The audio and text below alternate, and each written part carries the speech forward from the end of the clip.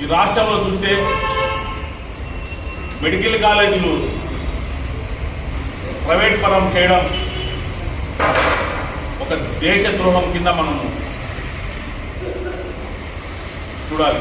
ఎందుకంటే కూటమి ప్రభుత్వానికి సంబంధించినటువంటి బినామీలకు వాళ్ళకు ఒత్తాసు పలికేటువంటి కార్పొరేట్ సంస్థలకు ఈ ప్రభుత్వ ఆస్తులన్నీ కూడా కట్టబెట్టాలనుకుంటాం. చాలా దారుణం.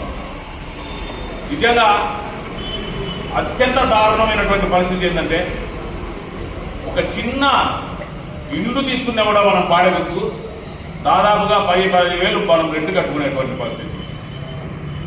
అటువంటిది 50 ఎకరాలు 60 ఎకరాలు అదేవిధంగా అధునాతనమైనటువంటి పరికరాలు అదేవిధంగా 70%, 80%, 90%, 60%